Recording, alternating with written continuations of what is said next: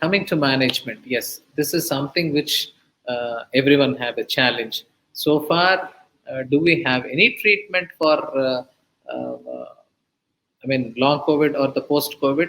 Yes, it's only treating with NSAIDs, symptomatic management, corticosteroids, and IV immunoglobulins.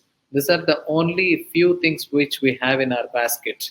And I strongly believe or significantly emphasize on non pharmacological therapies, provided all the inflammatory markers for the patients are normal but still they have symptoms. So these are the people who require assurance, these are the people who require yogic practices, these are the people who require lifestyle modifications, and these are the people who require a further monitoring. So I'm just talking about few sequelae. We have pulmonary sequelae. People come with lot of significant disturbances in talking. They have the short of breath. They have sometimes a dry cough. They have chest tightness. They come to the hospital, though their saturations are apparently normal. So these patients, we have to look into the inflammatory markers, which I already quoted, and see whether we can treat them or not. And IV immunoglobulins, yes, IV immunoglobulins are therapeutic options in much worse cases where patients, in fact, I was talking about MIS, multi-system inflammatory syndrome.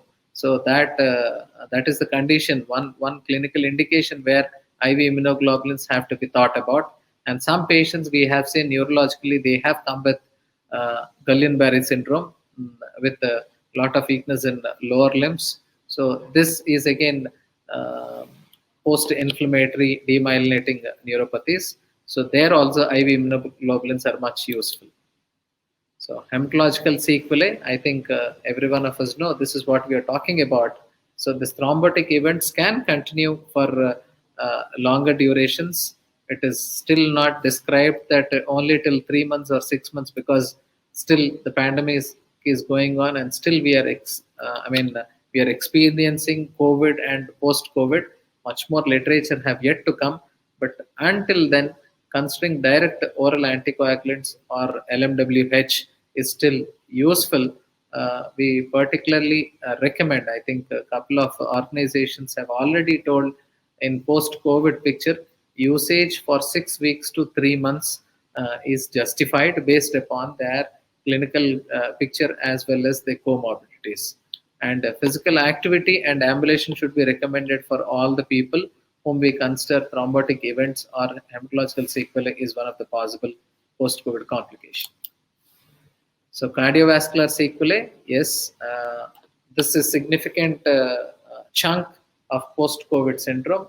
A lot of patients come to the outpatients or come to physicians telling that they have sweating episodes, they have palpitations, they have dizziness secondary to orthostatic hypotension, they have reeling sensation, they always been observed that their blood pressures are rising and coming down. It's waxing and waning what they have noticed.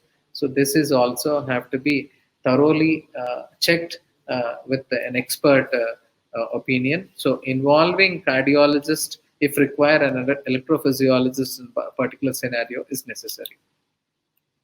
Neuropsychiatric, yes, this is more of subjective. At the same time, we can't deny for the fact the patient, it's only anxiety neurosis.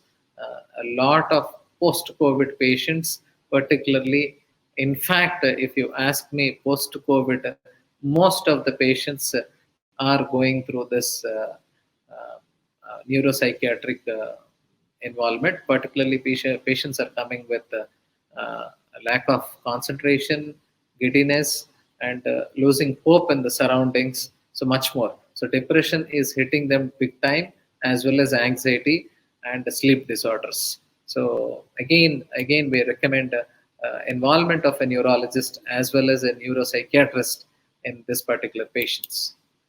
So renal sequelae, as already discussed, you patients who are much severe during the acute period, who had acute kidney injury, required renal replacement. All these patients require a further thorough follow-up with their nephrologist.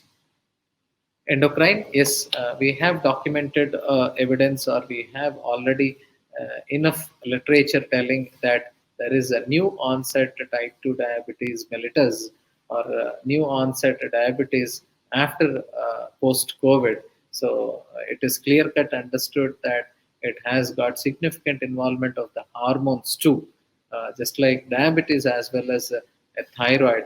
Uh, Patients have longer problems or long-term problems destroying or damaging the pituitary or the hormone system. That is the reason, in fact, restriction or certain amount of damage at the hypothalamus level is said to be the significant reason for a lot of patients coming out with mild temperatures anywhere between 19 to 100, sometimes even 101. But all your inflammatory markers are normal, but still patients do have this waxing and waning of temperatures in the post-COVID periods. So this is one assessment scale what they have studied. So for all the people who come to your clinics, you always have to be in follow-up or analyzing or evaluating them in this particular grounds. So always consider a scale of 0 to 10, because many of the times you don't have significant uh, blood tests or inflammatory markers to come up with.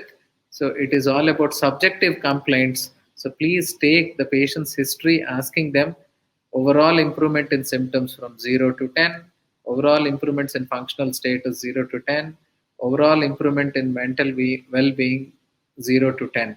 So categorize, classify, and try to differentiate each patient which severity column they fit in, and plan your follow-ups accordingly.